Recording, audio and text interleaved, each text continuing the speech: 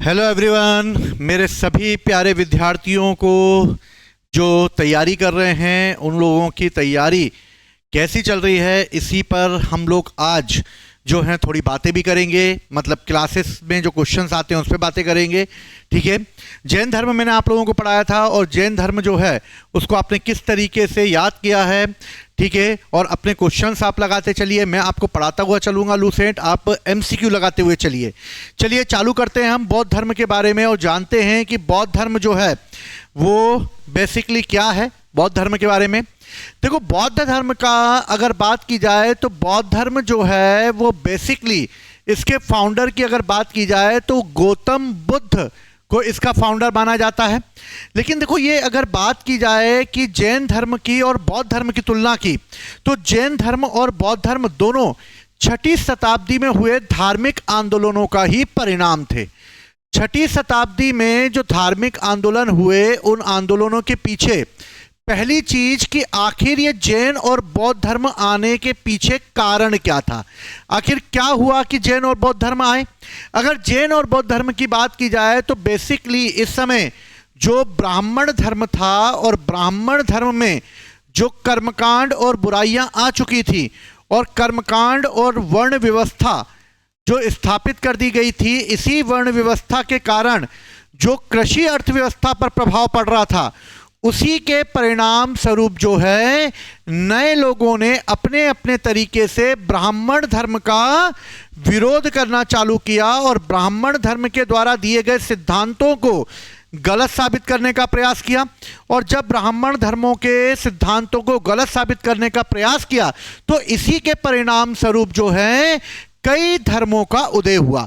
ऐसा नहीं है कि सिर्फ जैन और बौद्ध धर्म आए, कई ग्रंथ ये भी मानते हैं कि लगभग ऐसे करीबन जो है 363 धर्मों का उदय हुआ होगा। ऐसे कई धर्म आए होंगे जो स्थानीय रूप पर चले भी होंगे, लेकिन जैन और बौद्ध ही फेमस रह पाए और जैन और बौद्ध धर्म ही फेमस हो पाए। तो हमने जैन धर्म के बारे में पढ़ लिया था, अब हम पढ़ेंगे बौद्ध धर्म के बारे में कि बौद्ध धर्म क्या कहता है। देखिए, बौद्ध धर्म की बात की जाए तो जैन धर्म में जहां पर 24 तीर्थंकर हैं, यानी कि भाई साहब उनके पास तो बम बम करके मतलब एकदम बेहतरीन तरीके से जो है बकायदा 24 तीर्थंकर हैं और बकायदा जो जैन धर्म अपने आप को पुराना मानता आया है। लेकिन गौतम बुद्ध में सिंगल मैन आर्मी है। ये सिंगल मैन आर्मी मतलब भाई साहब इन्हीं के ऊपर पूरा दामोदार है इस धर्म को चलाने का। इसलिए महावीर स्वामी जो 24वें तीर्थंकर थे, लेकिन गौतम बुद्ध एकमात्र हैं जो कि बौद्ध धर्म को चलाएंगे। इसलिए भैया वन मैन आर्मी है गौतम बुद्ध, और वन मैन आर्मी होने की वजह से इन्हें एशिया का ज्योति पुंज कहा जाता है, लाइट ऑफ एशिया। याद रखना, इन्हें लाइट ऑफ एशिया के नाम से जाना जाता है। मोस्ट इंपॉर्टेंट है, यह लाइट ऑफ एशिया के नाम से इनको जाना जाता है और ये मोस्ट इंपॉर्टेंट है इसमें। दूसरी तरफ अगर हम इस समय बात करें कि बौद्ध धर्म की, तो गौतम बुद्ध का जन्म कब हुआ था, तो भैया गौतम बुद्ध का जन्म जो है वो 563 बीसी में हुआ। सभी लोग अपनी लूसेंट रखें अपने सामने और पढ़ना चालू करें। मैं सारी लूसेंट पढ़ा दूंगा आप लोगों को, लेकिन अपने सामने रखें उस बुक को। तो गौतम बुद्ध का जन्म 563 बीसी में हुआ था। ठीक है, दूसरी चीज, गौतम बुद्ध का जन्म कपिलवस्तु के लुम्बिनी नामक स्थान पर हुआ था। तो कहां हुआ था? लुम्बिनी में। अब आपको क्या करना है, आपको एक अपनी कॉपी लेनी है। कॉपी लेने के बाद आपको बीच में एक लाइन खींचनी है। लाइन खींचने के बाद यहां पर लिखना है जैन धर्म, यहां पर लिखना है बौद्ध धर्म। अब यहां पर लिखना है महावीर स्वामी, ठीक, यहां पर लिखना है गौतम बुद्ध। और इस तरीके से इनको चार्ट में बनाना है। सबसे पहले इनका जन्म 540 में हुआ था, इनका जन्म 563 में हुआ था। ठीक, इनका जन्म जो है वो वैशाली में हुआ था, राजगृह के वैशाली में हुआ था। इनका कपिलवस्तु के कहां पर हुआ था? कपिलवस्तु के लुम्बिनी में हुआ था। तो मुख्य रूप से इस तरह आपको चार्ट बनाना है। इनके बचपन का नाम क्या था? तो इनके बचपन का नाम याद रखना। इनके बचपन का नाम क्या था? इनके पिता का नाम क्या था? इनके पिता का नाम क्या था? माता का नाम, शादी यानी ब्याह किससे हुआ, इनका बेटा बेटी, ये सब आपको ऐसा चार्ट बनाना होगा। अगर आप ऐसा चार्ट बना लेंगे तो इसको आसानी से आप याद कर पाएंगे। चलिए, तो 563 ईसा पूर्व में कपिलवस्तु के लुम्बिनी में हुआ भैया इनका जन्म। इनके पिता का नाम शुद्धोधन था, उनके पिता का नाम सिद्धार्थ था, महावीर स्वामी के। ठीक है, ये शाक्य गुण के मुखिया थे, यानी याद रखना गौतम बुद्ध को शाक्य मुनि कहा जाता है। तो गौतम बुद्ध को शाक्य मुनि कहने के पीछे क्यों? क्योंकि वो शाक्य गण के मुखिया के पुत्र थे, शाक्य कुल के थे, इसलिए उनको कहा जाता है। कहा जाता है कि इनकी माता माया देवी जब इनको जन्म दे रही थी तो जन्म देने के 7 दिन बाद ही माया देवी की मृत्यु हो गई। कई लोगों ने अपने अपने तरीके से इसको बताने का प्रयास किया है कि महावीर स्वामी पहले एक ब्राह्मण महिला के गर्भ में थे, वहां से देवताओं ने उन्हें निकालकर माया देवी के गर्भ में डाला, और इस तरीके से जब वो प्रकट हुए, यानी जब महात्मा बुद्ध का जन्म हुआ, तो वो जगह जो थी वो प्रकाशमय हो गई थी, और माया देवी को प्रसव पीड़ा के कारण उनकी तबीयत धीरे धीरे खराब होने लगी, और खराब होने के बाद 7वें दिन जो है उनकी मृत्यु हो गई। भैया छोटे से थे, ओए ओए कर रहे थे, रो रहे थे बेचारे, तो कौन उनको पाल पोस के बड़ा करे? तो उनको ओए ओए देखते हुए भैया उनके लालन पालन की जिम्मेदारी उनकी सौतेली माँ प्रजापति गौतमी ने किया। तो याद रखना भैया, याद कराने का जो तरीका है वो थोड़ा मजाकिया होता है, मेरा दिल पे मत ले लेना, क्योंकि मजाक करके ही मैं याद करा पाता हूँ। हिस्ट्री वैसे ही इतनी बोरिंग सब्जेक्ट है, और बोरिंग सब्जेक्ट को अगर हंसी मजाक में नहीं पढ़ाया तो फिर कैसे याद होगी वो? ठीक है, क्लियर है सबको? चलो तो आगे बढ़ते हैं भैया। तो गौतम बुद्ध की जो मौसी थी, यानी जो सौतेली माँ थी महा प्रजापति गौतमी, उन्हें उनका लालन पालन किया, और इस तरह इनकी पहली शिष्या भी कौन बनेंगी? तो इनकी पहली शिष्या जो है, यानी महिलाओं को अगर देखा जाए तो पहली बार महिलाओं के रूप में माँ प्रजापति गौतमी को ही शामिल किया जाएगा। किसके कहने पर शामिल किया जाएगा?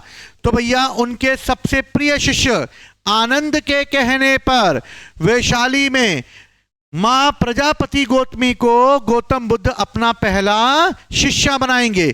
जबकि गौतम बुद्ध महिलाओं को संघ में प्रवेश करने के खिलाफ थे, उनका मानना था कि महिलाओं को संघ में प्रवेश ना दिया जाए, लेकिन आनंद जो उनका सबसे प्रिय शिष्य था, उसके बार बार कहने पर, बार बार टोंच करने पर, बार बार कहने पे वहां भी गौतम बुद्ध जी कर लो, प्लीज कर लो भैया, महाप्रजापति गौतमी को ही कर लो, अपने रिश्तेदारों को ही कर लो, लेकिन कर तो लो किसी महिला को शामिल।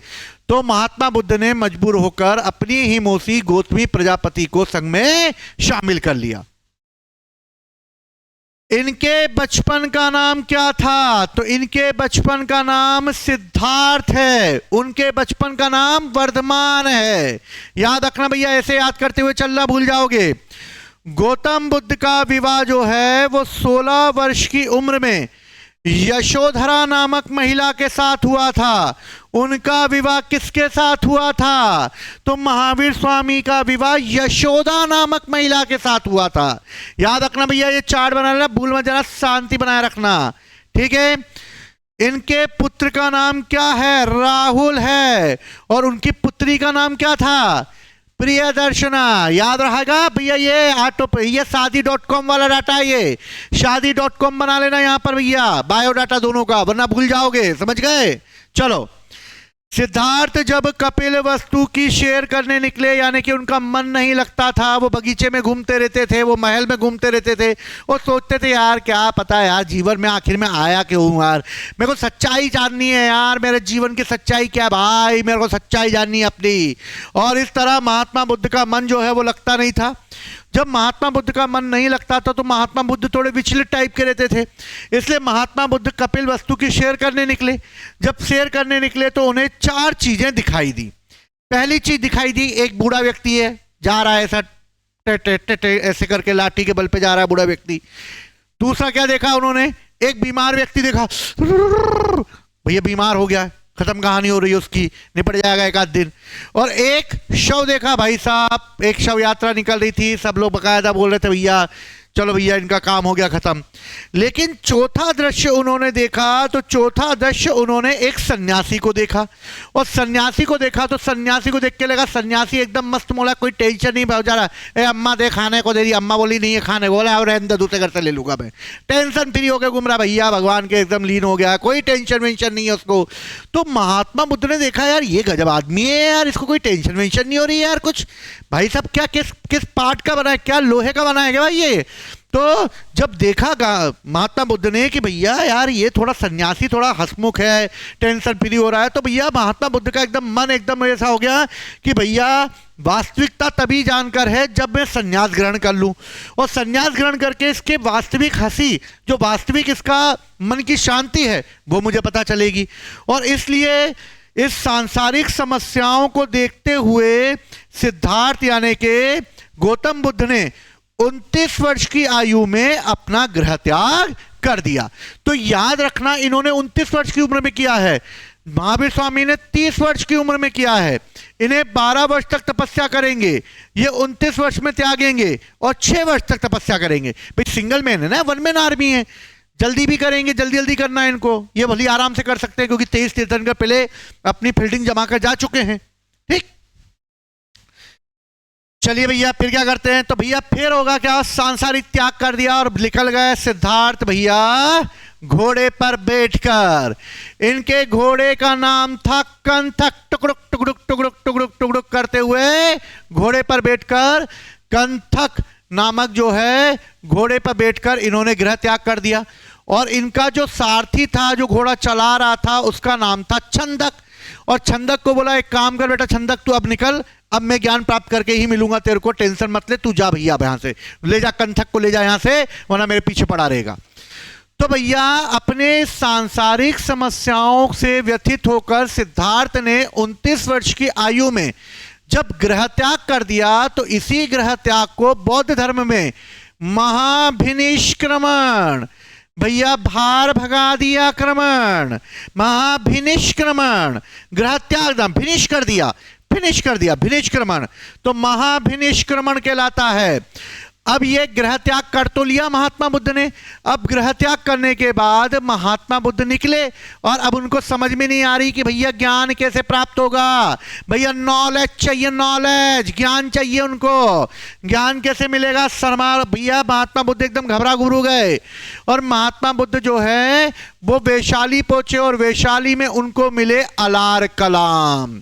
और अलार कलाम से उन्होंने बोला भैया ओ एक्सक्यूज मी अलार कलाम जी, भैया मुझे ज्ञान प्राप्त करना है, कैसे ज्ञान प्राप्त होगा। तो अलाम कलाम ने बोला टेंशन मतलब मैं तेरे को एक दर्शन सिखा देता हूं।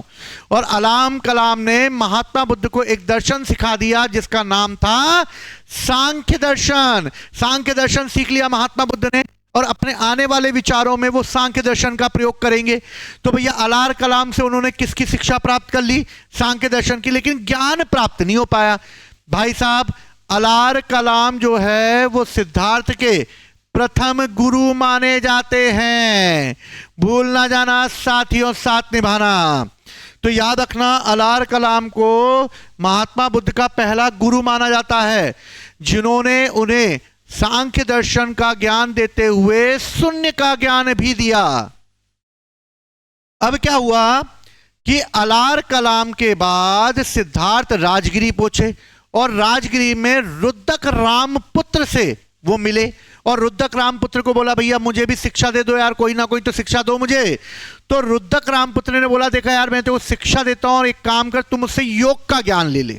और इस तरह महात्मा बुद्ध को योग का ज्ञान दे दिया, सांख्य दर्शन और शून्य का ज्ञान अलार कलाम ने दे दिया, रुद्रक रामपुत्र ने उन्हें योग का ज्ञान दे दिया, लेकिन ज्ञान प्राप्त नहीं हो रहा।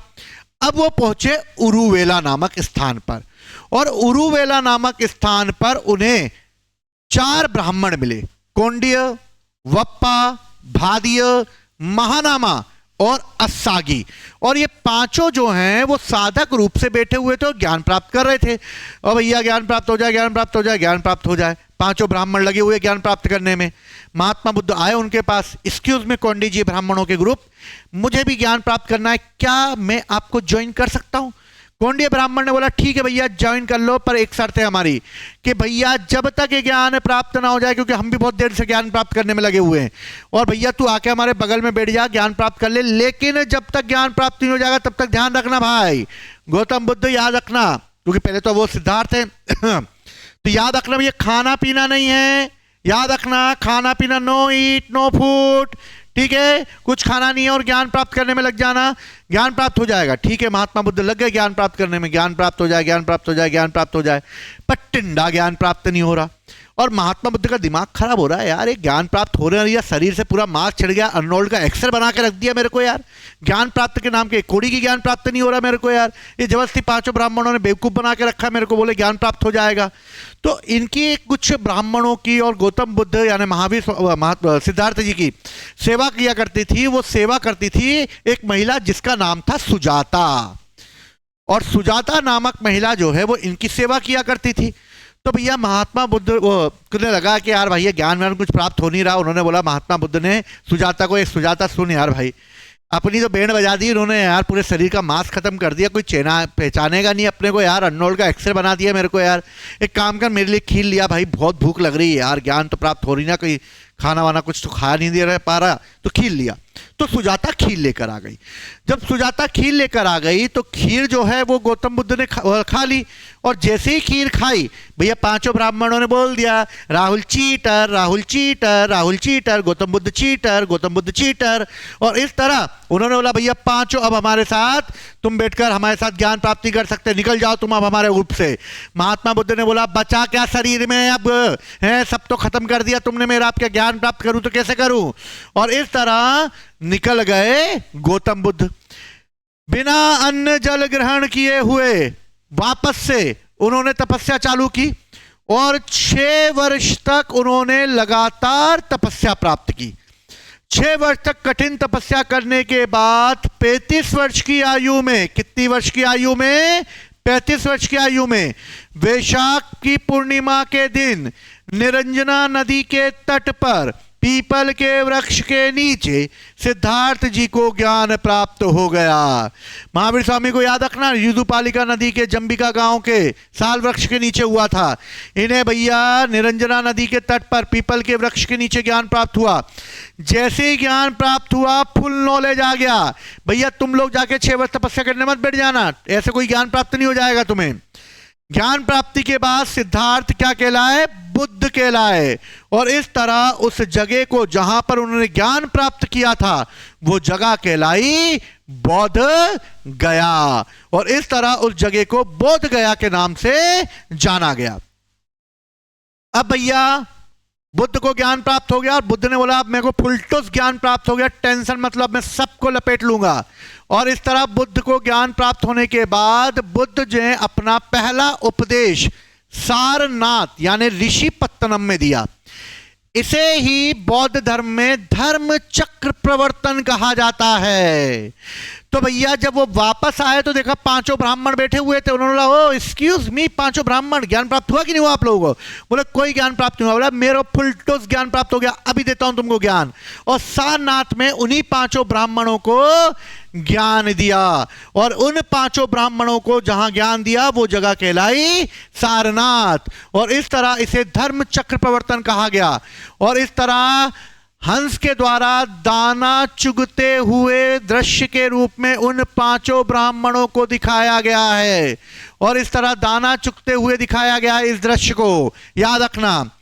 भैया बुद्ध आए और बुद्ध ने बोला भैया देखो मैं अपना उपदेश संस्कृत में तो दूंगा नहीं, क्योंकि संस्कृत ब्राह्मणों की भाषा है, इसलिए जन साधारण की जो भाषा है उसी में मैं ज्ञान दूंगा आप लोगों को। तो भैया आम लोगों को ज्ञान देना है, तो आम लोगों को ज्ञान देने के लिए वो पाली भाषा का प्रयोग करेंगे, जबकि महावीर स्वामी किसका प्रयोग करेंगे, प्राकृत भाषा अर्धमागधी भाषा का प्रयोग करेंगे। क्लियर, समझ में आ गई सबको? चलो आगे। बुद्ध ने अपने उपदेश कौशल राज्य में दिए सबसे ज्यादा, फिर वैशाली में दिए, फिर कौशांबी में दिए और अन्य राज्यों में दिए। तो भैया सबसे अधिक उपदेश उन्होंने कौशल राज्य की राजधानी श्रावस्ती में दिए, और यहां उन्होंने अपने 21 वास गुजारे। 21 वर्ष मतलब कि 21 वर्ष गुजारे, क्योंकि बरसात के समय वो अपना प्रचार नहीं करते थे, इसलिए वो वैशाली मतलब कौशल के श्रावस्ती में रुकते थे। उन्होंने अपना अंतिम वास कहां गुजारा? तो याद रखना, उन्होंने अपना अंतिम वास वैशाली में गुजारा था। ठीक है, तो भैया 21 वर्ष उन्होंने गुजारे। अपने प्रमुख अनुयायियों को, शासक थे जो बिंबिसार ने बौद्ध धर्म अपनाया, प्रसेनजीत ने अपनाया, उदयन ने अपनाया। बुद्ध की मृत्यु 80 वर्ष की आयु में 483 बीसी में कुशीनगर में हो गई। उनकी मृत्यु 468 में पावापुरी में हुई थी। इनकी खुशी खुशी हो गई, उनकी पांव पड़कर हो गई। याद है मनलोगी कैपिटल? पिछली क्लास देख लेना, याद आ जाएगा। ठीक है, कैसे हो गई? तो भैया उनका एक लोहार शिष्य था जिसका नाम था चुंद। ये लोहारी का काम करता था और इन्होंने एक भोजन ग्रहण करवाया इनको, और भोजन जो था वो सुकर द्रव था। कई लोगों का मानना है कि यह सुअर का मांस था, और इस तरह सुकरदव नामक भोजन करने से उनके पेट में विकार पैदा हुआ, दर्द पैदा हुआ, और वो कुशीनगर आ गए। लेकिन वहां उनकी तबीयत बहुत ज्यादा बिगड़ गई और वहां उन्होंने अपना प्राण त्याग दिए, और इसे तरह महापरिनिर्वाण कहा गया। तो धर्म चक्र प्रवर्तन पहला उपदेश, महाभिनिष्ट कर्मण ग्रह त्याग और महापरिनिर्वाण, भैया मृत्यु को प्राप्त हो जाना कहा जाता है। याद रखना, भूल ना जाना साथियों, साथ निभाना। मल्लों ने अत्यंत सम्मान पूर्वक बुद्ध का अंत्येष्टि संस्कार करवाया। कहां पर हुआ? मल्लों की कैपिटल में होगा, याद रखना। एक अनुश्रुति कहती है कि मृत्यु के बाद बुद्ध के शरीर के अवशेषों को कितने भागों में बांटा गया? तो भैया याद रखना, 8 भागों में बांटा गया था। यह क्वेश्चन कई बार एग्जाम में पूछा गया है कि महात्मा बुद्ध के शिष्यों मृत्यु के बाद कितने भागों में बांटा गया था? तो 8 भागों में बांटा गया था, इसे भूल ना जाना। ठीक है, फिर 8 स्तूप बनाए गए थे यहां पर। लेकिन विवाद ये खड़ा हुआ कि इसी समय अजात शत्रु आ गया। अजात शत्रु कौन था? मगध का शासक था। और अजात शत्रु जो मगध का शासक था, तो इसी के समय महात्मा बुद्ध की मृत्यु हुई। तो अजात शत्रु ने बोला, भैया ओ एक्सक्यूज मी, मैं मगध का शासक हूं, इसलिए महात्मा बुद्ध की बॉडी पर मेरा अधिकार होना चाहिए, कोई महात्मा बुद्ध को छुएगा नहीं, मैं हूं मगध का शासक। तो जब अजात शत्रु ने अपना दावा प्रस्तुत किया, तो द्रोण नामक ब्राह्मणों ने कहा कि भैया इस तरीके से महात्मा बुद्ध के शरीर के अवशेषों पर सबका समान अधिकार है, इसलिए उनके द्वारा प्रयोग की गई वस्तुओं को हम 8 भागों में बांटकर 8 राज्यों को सौंप देंगे, जो 8 अलग अलग स्तूपों का निर्माण करवाएंगे। बुद्ध के जन्म और मृत्यु की तिथि को चीनी परंपरा के अनुसार कैंटोन अभिलेख के आधार पर पुष्ट किया गया है। तो याद रखना, चाइना के एक अभिलेख से मैच खाया गया है, जिससे हमें इनके बारे में जानकारी मिल जाए कि भैया क्या है। क्लियर है सबको? याद हो गया सबको? समझ में आ गया? याद रखना ये सारे क्वेश्चन। चलो तो याद रखना, अब हम बढ़ेंगे बौद्ध दर्शन नेक्स्ट क्लास में। तो तैयार हो जाइए बौद्ध दर्शन के लिए नेक्स्ट क्लास देखने के लिए। तो इसी के साथ आप लोगों को जो है वो प्रॉपर तरीके से लूसेंट का ज्ञान उपलब्ध कराया जाएगा, और जो कोई भी इस तैयारी को बेहतर तरीके से करना चाहता है वो उड़ान एकेडमी से जुड़ सकता है, अपनी तैयारी को बेहतर बना सकता है। साथ ही हमने एक और चीज आप लोगों के लिए लेकर आए हैं जो कि मोस्ट इंपॉर्टेंट है आपकी तैयारी के लिए। जो भी विद्यार्थी भोपाल में रहते हैं या भोपाल से बाहर रहते हैं, वो हमारी इस स्कॉलरशिप टेस्ट को ज्वाइन कर सकते हैं, जो 4 अप्रैल को होने वाली है। ये विभिन्न कॉम्पिटिटिव एग्जामों को लेकर चालू की जाएगी, जिसके तहत आप फ्री कोचिंग प्राप्त करने का अवसर प्राप्त कर सकते हैं। स्वयं डीएसपी सर का मार्गदर्शन आप लोगों को मिलेगा, मेरा मार्गदर्शन भी आप लोगों को मिलेगा। अगर समझ में आता है आप लोगों को कि लूसेंट जो है वो अच्छे से कर पा रहे हैं, तो मैं ऑफलाइन तरीके से आप लोगों को और बेहतर तरीके से जो है सब्जेक्ट पर पकड़ मजबूत बना सकता हूं। आने वाले क्वेश्चनों को ध्यान में रखकर हम तैयारी कर सकते हैं। ठीक है, तो चलिए मिलते हैं नेक्स्ट क्लास में। जय हिंद, जय भारत।